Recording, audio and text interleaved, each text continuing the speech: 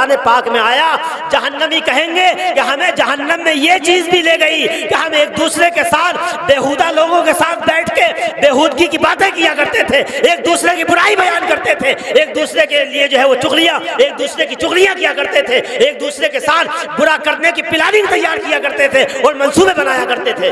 میرا زندگی یعنی انسان دنیا میں آنا تو ترتیب وار ہے لیکن جانا ترتیب وار نہیں ہے، کون کب چلا جائے کچھ نہیں پتا۔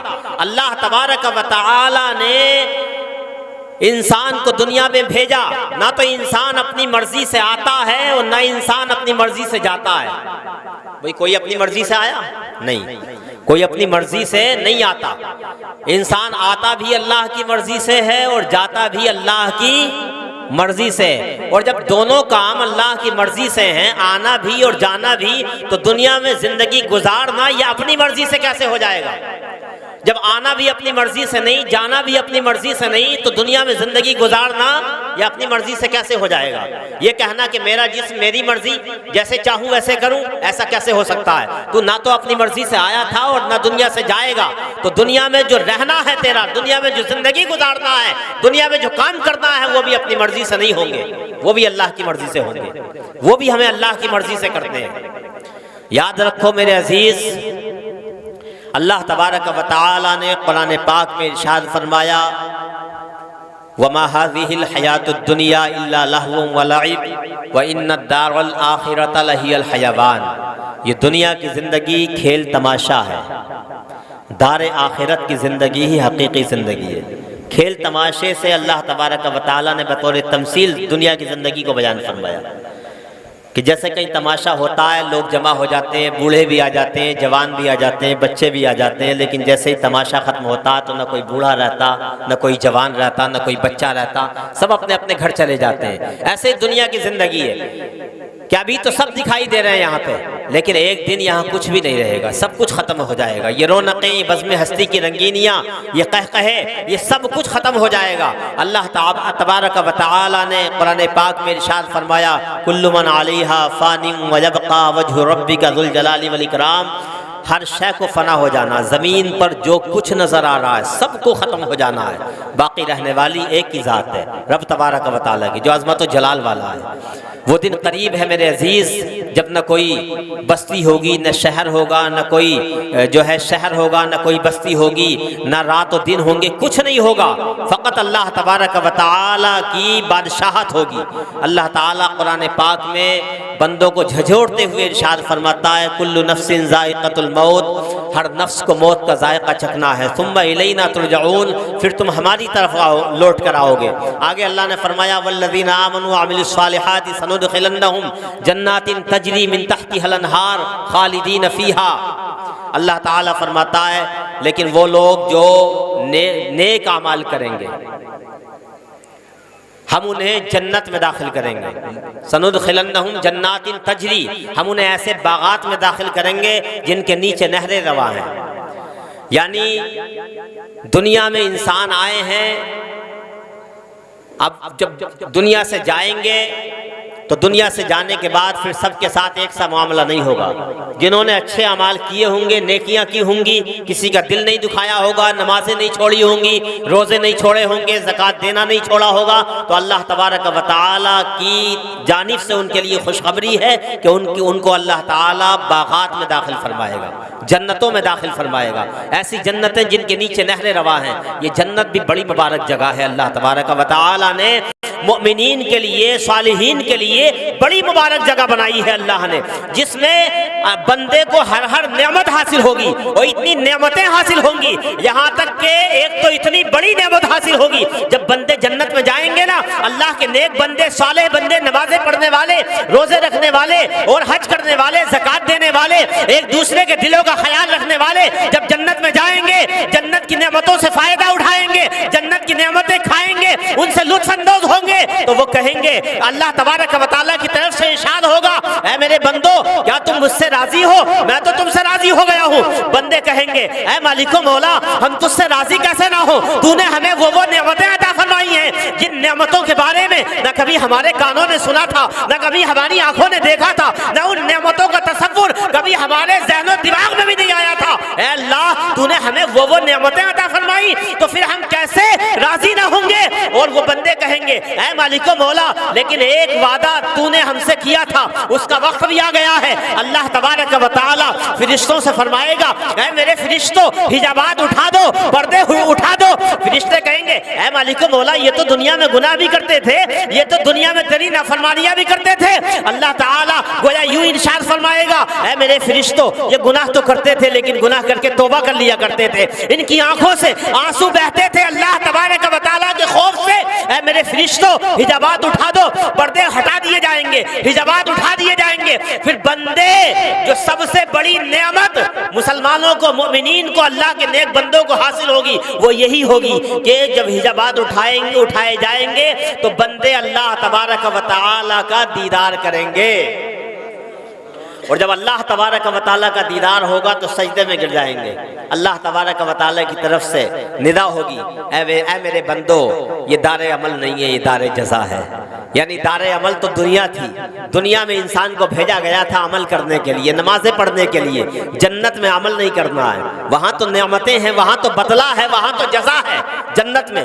اور جنت کے بارے میں سورہ رحمان کے اندر آیا کہ جنت میں آدمی جس نعمت کا تصور کرے گا وہ فوراً مل جائے گی اسے، یہاں تک کہ جو جنت میں پھلوں کے درخت ہوں گے نا، جو میووں کے درخت ہوں گے، ان کا یہ حال ہوگا کہ آدمی اگر کھڑا ہوگا تو تب بھی وہ منہ کے قریب ہوں گے، جب وہ بیٹھا ہوگا تب بھی وہ منہ کے قریب ہوں گے، انسان لیٹا ہوگا تب بھی منہ کے قریب آ جائیں گے۔ یعنی انسان کو بالکل کسی نعمت کو پانے کے لیے محنت نہیں کرنی پڑے گی جنت میں۔ تو میرے عزیز یہ دنیا چند روزہ ہے، انسان بڑی بڑی بلڈنگوں سے دھوکہ کھا جاتا ہے۔ جب تک کچا مکان تھا، جب تک جو ہے غریبی تھی، جب تک پریشانیاں تھیں، تب تک تو اللہ کو یاد کر رہا تھا، لیکن جیسے انسان کا بڑا مکان بنتا ہے، بلڈنگ میں تیار ہو جاتی ہے، عیش و آرام کی گاڑیاں آ جاتی ہیں، عیش و تنعم کی زندگی گزرنے لگتی ہے، تو پھر انسان عام طور سے ایسا ہوتا ہے کہ وہ غافل ہو جاتا ہے، اللہ تبارک و تعالیٰ کے ذکر سے غافل ہو جاتا ہے، اللہ تبارک و تعالیٰ کی یاد سے غافل ہو جاتا ہے۔ اب پہلے نمازیں پڑھتا تھا، اب نمازیں نہیں پڑھ رہا، پہلے روزے رکھتا تھا، اب روزے نہیں رکھ رہا، یعنی مال کی وجہ سے انسان غافل ہو جاتا ہے۔ تو اللہ تبارک و تعالیٰ نے چونکہ بلڈنگوں کی وجہ سے بھی بہت دھوکہ کھاتا ہے، اللہ تعالیٰ نے بڑے بڑے برجوں کا، گویا کہ بڑی بڑی بلڈنگوں کا ذکر بھی قرآن میں فرمایا۔ اللہ تعالیٰ ارشاد فرماتا ہے اینما تکونوا یدرککم الموت ولو کنتم فی بروج مشیدہ، اے لوگو تم کہیں بھی رہو موت تمہیں آ کر رہے گی، چاہے بڑے بڑے برجوں میں، بڑے بڑے محلوں میں رہو، یعنی بڑی بڑی بلڈنگیں تمہیں موت کے چنگل سے بچا نہیں سکتی۔ اس لیے میرے عزیز آقا کریم صلی اللہ تعالی علیہ وسلم نے ارشاد فرمایا کن فی الدنیا کأنک غریب او عابر سبیل، دنیا میں ایسے رہو جیسے کوئی مسافر، راہگیر، کوئی اجنبی، ایسے رہو دنیا میں جیسے کوئی سفر کرنے والا ہوتا ہے۔ جب آدمی سفر کرتا ہے تو ایک نہ ایک دن تو سفر ختم ہوتا ہے نا، کسی کا سفر 3 دن میں ختم ہو جاتا ہے، کسی کا 6 دن میں، کسی کا 10 دن میں۔ یہ دنیا کی زندگی بھی بالکل ایسے ہی ہے، یہ بھی مسافر خانہ ہے، یہاں بھی ایک آتا ہے، دوسرا آتا ہے، تیسرا آتا ہے چلا جاتا ہے، پھر دوسرا آتا ہے وہ بھی چلا جاتا ہے۔ کسی کا سفر ایک لمحے میں ختم ہو جاتا ہے، کسی کا 10 سال میں، کسی کا 20 سال میں، لیکن ہمیشہ کے لیے کوئی نہیں آیا، ایک نہ ایک دن چلا تو جاتا ہی ہے نا۔ حیرت اس بات پر ہے کہ جو فانی زندگی ہے، جو ختم ہونے والی ہے، جس کے بارے میں ایک لمحے کا نہیں پتا، انسان صبح کو نکلتا ہے، دکان پہ جا رہا ہے، اپنی شاپ پہ جا رہا ہے، انسان بڑے ارادے کر کے نکلتا ہے کہ جا کر کے یہ کروں گا، وہ کروں گا، فلاں کروں گا، فلاں کاروبار کروں گا، لیکن ہم کتنے ایسے دیکھتے ہیں کہ خبریں آتی ہیں کہ فلاں بندہ جو صبح گیا تھا گھر سے وہ ایکسیڈنٹ ہوا، انتقال ہو گیا۔ مطلب ایک لمحے کا بھی نہیں پتا، آدمی گھر سے گیا ہے یہ نہیں پتا کہ واپس آئے گا کہ بھی نہیں آئے گا۔ مطلب ایسی فانی زندگی کے لیے ہم نے پوری طاقت صرف کر دی ہے اسے کمانے کے لیے، پوری طاقت صرف کر دی ہے اسے حاصل کرنے کے لیے، لیکن جس زندگی کے بارے میں ہمیں یقینی طور پر معلوم ہے کہ وہ ہمیں ملے گی، ہم دنیا سے جائیں گے، اور وہ زندگی بھی ایسی ہے کہ جس کے بارے میں پتہ بھی نہیں ہے، جس کی وسعتیں لامحدود ہیں، جس کے بارے میں پتہ نہیں ہے، جسے نہ زمانے سے ناپا جا سکتا ہے، نہ مکان سے ناپا جا سکتا ہے اس زندگی کے لیے میرے عزیز ذرا سوچو. ایک ڈاکٹر انسان دنیا میں انسان آتا ہے 75 سال کی زندگی لے کے آتا ہے, 25 سال ڈاکٹر بننے میں گزار دیے جاتے ہیں, 25 سال اس زندگی کو کامیاب بنانے کے لیے گزار دیے جاتے ہیں. امتحان دے رہا ہے اور امتحان کی تیاری کر رہا ہے ایک بچہ, دوست آواز دیتے ہیں اے نوجوان آؤ ذرا فلاں جگہ مراد آباد میں جو ہے نمائش لگی ہے, نمائش دیکھنے کے لیے چلتے ہیں. تو وہ کیا جواب دیتا ہے؟ نہیں, کل ایگزام ہے, مجھے ایگزام کی تیاری کرنی ہے, اگر تمہارے ساتھ چلا گیا تو ایگزام مس ہو جائے گا, مجھے جو ہے وہ ایگزام پورے طریقے سے دے نہیں پاؤں گا. میرے عزیز ذرا سوچو, 25 سال کی 75 سالہ زندگی کو کامیاب بنانے کے لیے 25 سال گزار دیے جاتے ہیں, لیکن میرے عزیز وہ جنت جہاں تمہیں ہمیشہ رہنا ہے, مومنین کو جہاں جو ہمیشگی کا گھر ہے, وہ آخرت جسے نہ زمانے سے ناپا جا سکتا ہے نہ مکان سے ناپا جا سکتا ہے. میرے عزیز کیا اس جنت کو حاصل کرنے کے لیے, کیا اس جنت میں جانے کے لیے, کیا اس مبارک گھر میں جانے کے لیے ہم 5 وقت سجدہ نہیں کر سکتے؟ تو یہ کتنے افسوس کی بات ہے. 5 وقت سجدہ نہیں کر سکتے. 24 گھنٹے اللہ نے زندگی 24 گھنٹے دیے ہیں, ایک دن میں 2 گھنٹے فرض نمازوں کے لیے ہم نہیں نکال سکتے. یار کتنے کم نصیب ہیں ہم کہ اللہ تبارک و تعالیٰ جس نے ساری نعمتیں ہمیں عطا کی ہیں, کھانے کے لیے کھانا دیا ہے, پینے کے لیے پانی دیا ہے, رہنے کے لیے مکان دیا ہے, چلنے کے لیے زمین کا بچھونا بچھایا ہے, سانس لینے کے لیے اللہ نے ہوا عطا فرمائی ہے, آکسیجن کے لیے اللہ نے ہوا کا شاندار انتظام فرمایا ہے. اس کے باوجود ہم شکریہ میں بھی یار یہ جو سانس ہے نا, خالی سانس, اس کا شکریہ ادا نہیں کر سکتے. کتنی سانسیں انسان کو آتی ہیں دن میں, اندازہ بھی نہیں ہے, اس کا بھی ہم شکریہ ادا نہیں کر سکتے. تو کم از کم جتنا کر سکتے ہیں اتنا تو ہمیں کرنا چاہیے. میرے عزیز کتنا برا حال ہے آج سماج کا, اور کتنی برائیاں جو ہیں وہ سماج میں پھیلی ہوئی ہیں. ہمارے ہاں کتنی برائیاں پھیلی ہوئی ہیں. نوجوانوں کو دیکھو تو تمام شراب کے عادی بن چکے ہیں. مجھے تو ایسا لگتا ہے کہ اب تو پہلے گاؤں میں یہ جو ہے ماحول نہیں تھا شراب پینے کا, شہروں میں لوگ پیا کرتے تھے, لیکن اب تو گاؤں میں نے ایک دن اپنے گاؤں میں پتہ نکالا, بیٹھک پہ ایسے ذکر چل رہا تھا, تو پتہ چلا کہ یہاں کے 25% لڑکے, مسلمان لڑکے شراب پی رہے ہیں, اور ابھی عمر 20 سال نہیں پہنچی, 15 سال کے لڑکے شراب پی رہے ہیں. میرے عزیز اللہ نے کتنے پاکیزہ شربت تمہیں عطا کیے ہیں, کتنے پاکیزہ فروٹ اور پھل تمہیں عطا کیے ہیں پینے کے لیے, کھانے کے لیے. اس کے باوجود یہ ناپاک چیز شراب, میں بتاؤں اتنی ناپاک چیز ہے, فقہا نے فرمایا کہ شراب اور پیشاب کی ناپاکی میں کوئی فرق نہیں ہے. اگر پورے ڈرم میں ایک قطرہ پیشاب کا, ایک بوند پیشاب کی گر جائے تو پورا ڈرم ناپاک ہو جاتا ہے. ایسے ہی اگر ایک قطرہ شراب کا پورے ڈرم میں گر جائے تو پورا ڈرم پانی ناپاک ہو جاتا ہے. آپ سوچو, پیشاب کی اور شراب کی ناپاکی میں کوئی فرق نہیں ہے. تو جب ہم شراب کو اپنے منہ سے لگائیں تو ہمیں یہ خیال آنا چاہیے کہ جب پیشاب نہیں پی سکتے تو شراب کیسے پی سکتے ہیں. حدیث پاک میں آتا ہے, آقا کریم صلی اللہ تعالیٰ علیہ وسلم ارشاد فرماتے ہیں, جب بندہ شراب کا جام اپنے منہ سے لگاتا ہے تو اس کے دل میں جو ایمان ہے نا, اللہ نے جو نور ایمان عطا کیا ہے, وہ نور ایمان کہتا ہے, وہ قسم دیتا ہے کہ اے اللہ کے بندے شراب کو اپنے منہ سے مت لگا, شراب کا جام مت پی. اس کے باوجود یار یہ آواز ہمیں نہیں آتی, لیکن ہمارے نبی نے بتا دیا ہے کہ انسان کے دل کے اندر جو نور ایمان ہے, جو ایمان ہے, وہ قسم دیتا ہے اے بندے تجھے قسم ہے رب ذوالجلال کی, تو شراب مت پی. اس کے باوجود اگر وہ بندہ شراب کا جام اپنے منہ سے لگاتا ہے اور وہ شراب اس کے جسم کے اندر چلی جاتی ہے, تو وہ جو نور ایمان اس کے سینے کے اندر ہے, وہ جو ایمان اس کے سینے کے اندر ہے, حدیث پاک میں میرے نبی فرماتے ہیں وہ 40 دن کے اندر وہ ایسا بھدکتا ہے کہ 40 دن تک اس کے قریب نہیں آتا. اب سوچو ذرا, یعنی شراب پینے والے کا ایمان بھی خطرے میں پڑ جاتا ہے. جب آدمی شراب پینے لگے, نمازوں کو چھوڑنے لگے, برے کاموں میں لگ جائے, تو پھر کچھ نہیں پتا کب اس کا ایمان چلا جائے, اندیشہ کفر ہو جاتا ہے. یعنی اللہ کے ذمے سے ایسا انسان نکل جاتا ہے, اب نامعلوم وہ کب جو ہے وہ ایمان اس کے دل و دماغ سے بالکل نکل جائے. تو میرے عزیز یہی چند باتیں ہیں, 2-4 باتیں اور سن لیں. اپنی موت کو یاد کرو, موت کو یاد کرو, نمازیں پڑھو, روزے رکھو, زکوٰۃ دو, حج کرو. یہ ہم لوگ ادھر سے سنتے ہیں, ادھر سے نکال دیتے ہیں. میرے عزیز جو باتیں سن کے جایا کریں ان پر عمل کیا کریں. یاد رکھو یار, وہ قبر جس کا تذکرہ سن کر کے حضرت امام حسن کے بارے میں آتا ہے کہ امام حسن کے سامنے قبر کا تذکرہ آ جاتا تو آپ اتنا روتے ایسا لگتا کہ زمین پر کسی نے پانی اڈیل دیا ہو، یعنی آنسوؤں سے زمین تر ہو جاتی۔ بڑے بڑے ائمہ، بڑے بڑے امام قبر کا ذکر سن کر بڑے رویا کرتے تھے۔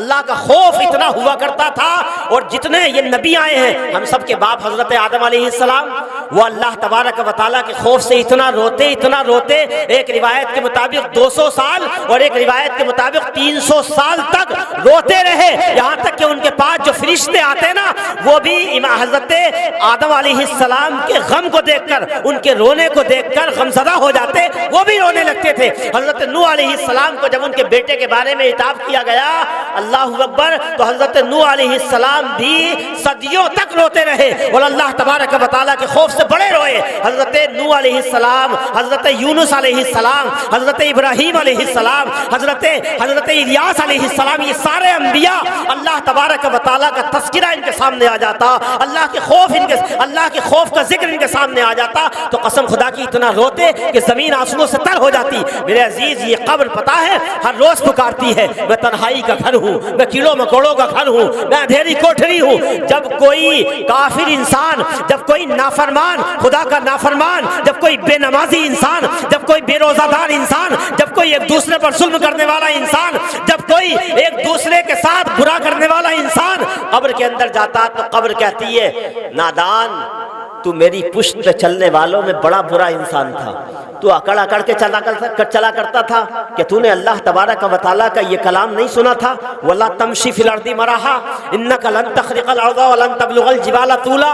اے انسان، زمین پہ اکڑ کے مت چل، نہ تو زمین کو پھاڑ دے گا اور نہ پہاڑوں کے برابر لمبا ہو جائے گا۔ قبر کہتی ہے، نادان، اب دیکھ میں تیرے ساتھ کیا برتاؤ کرتی ہوں۔ آقا کریم صلی اللہ تعالیٰ علیہ وسلم جب یہ حدیث بیان فرما رہے ہیں تو آپ نے ایسے انگلیاں ڈالی اور آپ نے ارشاد فرمایا، میرے صحابہ، اس بندے کو قبر دباتی ہے، نافرمان، خدا کے نافرمان کو قبر دباتی ہے، اور ایسے دباتی ہے کہ اس کی بائیں طرف کی پسلیاں داہنی طرف اور داہنی طرف کی پسلیاں بائیں طرف۔ حضور نے ایسے انگلیاں ڈال کے فرمایا کہ جیسے ادھر کی انگلیاں ادھر آ گئیں اور ادھر کی انگلیاں ادھر آ گئیں، ایسے ہی اللہ کے نافرمان بندے کی ادھر کی پسلیاں ادھر اور ادھر کی پسلیاں ادھر آ جاتی ہیں۔ اللہ اکبر۔ اور اگر وہ نمازیں چھوڑنے والا ہوتا ہے، ہم تھوڑی سی طبیعت خراب میں، سر میں درد ہو رہا ہے، یا بیٹھک پہ ابھی باتیں مکمل نہیں ہوئی ہیں، کوئی قصہ کہانی سنا رہا ہے، اس کا قصہ کہانی پورا نہیں ہوا، تو ہم جو ہے وہ جماعت چھوڑ دیتے ہیں، نماز چھوڑ دیتے ہیں، نماز کا پتہ ہی نہیں رہتا۔ میرے عزیز، حدیث پاک میں آتا ہے جب انسان نماز چھوڑنے والا انسان قبر میں جاتا ہے تو اللہ تعالیٰ اس پر ایک اژدہا مقرر فرماتا ہے۔ اژدہا ایک جانور ہے جو سانپ کی شکل سے، جو سانپ کی نسل سے ہوتا ہے۔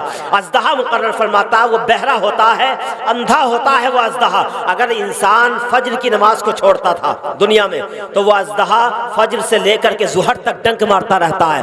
اگر وہ ظہر کی نماز کو چھوڑتا تھا تو ظہر سے لے کر عصر تک وہ ڈنک مارتا رہتا ہے۔ اگر عصر کی نماز چھوڑتا تھا تو عصر سے لے کر مغرب تک، اور مغرب کی نماز چھوڑتا تھا تو مغرب سے لے کر عشاء تک وہ اژدہا ڈنک مارتا رہتا ہے۔ حدیث پاک میں آتا ہے جب وہ اژدہا ایک مرتبہ بندے، نافرمان بندے کو ڈنک مارتا ہے تو انسان ایک مرتبہ کے ڈنک مارنے سے 70 گز زمین کے اندر چلا جاتا ہے۔ 70 گز، یہ میں اپنی طرف سے نہیں کہہ رہا، حضور نے فرمایا، یہ حدیث پاک میں آیا میرے عزیز، 70 گز زمین پہ چلا جاتا ہے۔ تو یار اتنا بڑا عذاب، اور ہم بالکل آسانی سے نماز چھوڑ دیتے ہیں۔ نمازوں کی ہمارے ہاں کوئی قدر ہی نہیں رہی۔ میرے عزیز، قرآن پاک میں جہنمیوں کا ذکر فرمایا گیا 29ویں پارے میں۔ اللہ تعالیٰ فرماتا ہے، ما سلککم فی سقر قالوا لم نک من المصلین۔ لوگ ان سے پوچھا جائے گا جہنمیوں سے کہ تمہیں جہنم میں کیا چیز لے گئی، تم جہنم میں کیوں گئے، پوچھا جائے گا تو وہ کہیں گے قالو، وہ لوگ کہیں گے لم نک من المصلین، ہم نماز پڑھنے والوں میں سے نہ تھے۔ جہنم میں جانے کا اگرچہ کفار کا ذکر کیا جا رہا ہے یہاں، لیکن صفت ہمارے اندر بھی تو وہی پائی جا رہی ہے نا۔ وہ کہیں گے کہ لم نک من المصلین، ہم نماز پڑھنے والوں میں سے نہ تھے۔ وَلَمْ نَكُنْ نُطْعِمُ الْمِسْكِينَ، ہم مسکینوں کو کھانا کھلانے والوں میں سے نہ تھے۔ وَكُنَّا نَخُوضُ مَعَ الْخَائِضِينَ، اور ہم فضول کی باتیں کرنے والوں کے ساتھ فضول کی باتیں کیا کرتے تھے۔ یہ مفہوم ہے اس جملے کا، یعنی بیہودہ باتیں کیا کرتے تھے ہم، جیسے بیٹھکوں پہ بیٹھ کے آج کل ہوتا ہے نا، بیٹھک پہ انسان بیٹھ جاتا ہے تو کیا ہوتا ہے بیٹھکوں پہ؟ ایک دوسرے کی چغلیاں ہوتی ہیں، ایک دوسرے کی برائیاں ہوتی ہیں، ایک دوسرے کے گھروں پر تبصرے کیے جاتے ہیں، ایک دوسرے کے ساتھ برا کرنے کی جو ہے وہ پلاننگ تیار کی جاتی ہے، منصوبے بنائے جاتے ہیں۔ عام طور سے ایسا ہی ہوتا ہے۔ بیٹھک لگانا منع نہیں ہے، لیکن میرے عزیز اگر بیٹھکیں لگ رہی ہیں، ان بیٹھکوں پہ اگر کچھ دین کی باتیں ہو جائیں تو کتنا اچھا ہو جائے گا۔ یعنی آپ مسئلے مسائل کے تعلق سے جو ہے وہ ایک دوسرے سے پوچھنے لگیں، جو سمجھ میں نہ آئے کسی عالم سے پوچھ لیں، کسی پڑھے لکھے کو اپنی بیٹھک پہ بٹھا لیا کریں اور ایک دوسرے کے بارے میں تفسیرہ نہ کیا کریں، ورنہ یاد رکھو میں بتا رہا ہوں نا، قرآن پاک میں آیا جہنمی کہیں گے کہ ہمیں جہنم میں یہ چیز بھی لے گئی کہ ہم ایک دوسرے کے ساتھ بیہودہ لوگوں کے ساتھ بیٹھ کے بیہودگی کی باتیں کیا کرتے تھے، ایک دوسرے کی برائی بیان کرتے تھے، ایک دوسرے کے لیے جو ہے وہ چغلیاں، ایک دوسرے کی چغلیاں کیا کرتے تھے، ایک دوسرے کے ساتھ برا کرنے کی پلاننگ تیار کیا کرتے تھے اور منصوبے بنایا کرتے تھے۔ میرے عزیز ان بیٹھکوں کی وجہ سے بھی بہت سے لوگ جہنم میں جائیں گے قیامت کے دن۔ تو بیٹھک لگ رہی ہے کوئی بات نہیں، لیکن بیٹھک پہ ایک دوسرے کی برائی مت کرو، کچھ دین کی باتیں کرو۔ اذان ہو جائے تو پھر بیٹھک پہ بیٹھے نہ رہو۔ یہ ہوتا ہے، ہم اپنے یہاں بھی دیکھتے ہیں، دوسری جگہوں پہ بھی ہوتا ہے کہ بیٹھک پہ ایک آدھ دو بزرگ بیٹھے ہوں تو وہ تو اٹھ کے چلے جاتے ہیں اذان ہو جاتی ہے تو، ورنہ سارے کے سارے لوگ وہیں بیٹھے رہتے ہیں اور اذان بھی ہو جاتی ہے، نماز بھی نکل جاتی ہے۔ یہاں تک کہ بہت سے لوگوں کو تو دیکھا ہے کہ اگر اس وقت ٹی وی چل رہا ہے نا تو وہ کہتے ہیں بند مت کرنا اس کو، صرف آواز سلو کر دو اس کو۔ مطلب اتنی ہمارے دل ایسے سیاہ ہو گئے میرے عزیز، ایسے سیاہ ہو گئے کہ ہم گناہ کرتے ہوئے گناہ کا احساس تک نہیں کرتے۔ آخری بات بتا رہا ہوں یہ کیوں ہے ایسا۔ نماز کو دل نہیں کرتا، نوجوانوں سے کہو نماز پڑھنے کے لیے چلو تو کہتے ہیں حضرت دل ہی نہیں کرتا، کیا کریں، دل کرے گا تو پڑھ لیں گے۔ میرے عزیز یہ دل کرتا کیوں نہیں؟ حدیث پاک میں آیا، وجہ بتائی گئی اس کی، میں مفہوم بیان کرتا ہوں حدیث کا۔ حدیث میں ہے کہ جب انسان گناہ کرتا ہے تو ایک سیاہ نقطہ اس کے دل پر لگا دیا جاتا ہے، مفہوم حدیث کا بیان کر رہا ہوں، ایک سیاہ نقطہ۔ جب دوبارہ گناہ کرتا ہے تو دوبارہ وہ سیاہ نقطہ لگا دیا جاتا ہے، اور جیسے جیسے وہ سیاہ نقطہ وہ گناہ جو ہے کرتا رہتا ہے، گناہ کے کام کرتا رہتا ہے، نمازیں چھوڑتا رہتا ہے، ایک دوسرے کی برائیاں کرتا رہتا ہے، وہ دل جو ہے برابر سیاہی اس کی بڑھتی چلی جاتی ہے، اور ایک دن ایسا ہو جاتا ہے کہ وہ مکمل سیاہ ہو جاتا ہے۔ اور جب دل سیاہ ہو جاتا ہے نا تو دو نفس ہوتے ہیں انسان کے، ایک کو کہا جاتا ہے نفس امارہ اور ایک کو کہا جاتا ہے نفس لوامہ۔ نفس امارہ اس کو کہتے ہیں جو انسان کو گناہوں کی طرف ابھارتا ہے، جو گناہوں کی طرف لے کے جاتا ہے، اور نفس لوامہ اس کو کہتے ہیں جو انسان کو نیکیوں کی طرف لے کے جاتا ہے۔ تو جب انسان کا دل بالکل سیاہ ہو جاتا ہے تو انسان کا نفس امارہ گناہوں کی طرف لے جانے والا نفس وہ طاقتور بن جاتا ہے، وہ غالب آ جاتا ہے نفس لوامہ پہ، اور پھر انسان کا دل نیکیاں کرنے کو نہیں کرتا، پھر اس کا دل نماز پڑھنے کو نہیں کرتا، پھر اس کا دل روزہ رکھنے کو نہیں کرتا۔ تو اس کی وجہ یہ ہوتی ہے، تو بزرگوں نے ایک نسخہ بتایا کہ نماز پڑھنی شروع کرو، اور دل کرے نہ کرے 40 دن تک پابندی کر لو۔ بہت سے بزرگوں نے لکھا کہ 40 دن تک پابندی کر لو، دل کرے یا نہ کرے۔ جب آپ بغیر دل کرے ہی نماز پڑھنے جائیں گے، اچھا کام کرنے جائیں گے، تو وہ تھوڑی سی سیاہی ہٹا دی جائے گی، دوبارہ نیک کام کریں گے، دوبارہ نماز پڑھیں گے، تھوڑی سی سیاہی اور ہٹا دی جائے گی۔ ایسے ہی دھیرے دھیرے دھیرے دھیرے وہ سیاہی ہٹتی چلی جائے گی۔ جیسے جیسے وہ سیاہی دل کی کم ہوگی، ویسے ویسے آپ کا نفس لوامہ جو نیکیوں کی طرف لے جانے والا آپ کا نفس ہے وہ طاقتور ہوتا چلا جائے گا، وہ غالب ہوتا چلا جائے گا، اور نفس امارہ کمزور ہوتا چلا جائے گا۔ ایک دن وہ آئے گا جب آپ پابندی کرتے رہیں گے کہ آپ کا دل جو ہے وہ مکمل صاف ہو جائے گا، مکمل کوڑا ہو جائے گا، مکمل جو ہے شفاف ہو جائے گا۔ پھر آپ کا نماز چھوڑنے کو دل نہیں کرے گا، نماز پڑھیں گے، قسم خدا کی نمازوں میں سرور آ جائے گا، نمازوں میں مزہ آ جائے گا، نمازوں میں خشوع اور خضوع پیدا ہو جائے گا، پھر نیکیاں کرنے میں آپ کو اچھا لگنے لگے گا۔ اس لیے جو نماز نہیں پڑھتے وہ آج سے ہی یہ ارادہ کریں، اب دل کرے نہ کرے انشاءاللہ فجر کی نماز سے ہم نماز پڑھنے جائیں گے کہ نہیں؟ ہاتھ اٹھا کے کہہ دو انشاءاللہ پکا ارادہ کر رہے ہیں فجر کی نماز سے جو ہم فجر کی نماز سے پابندی سے نماز پڑھیں گے۔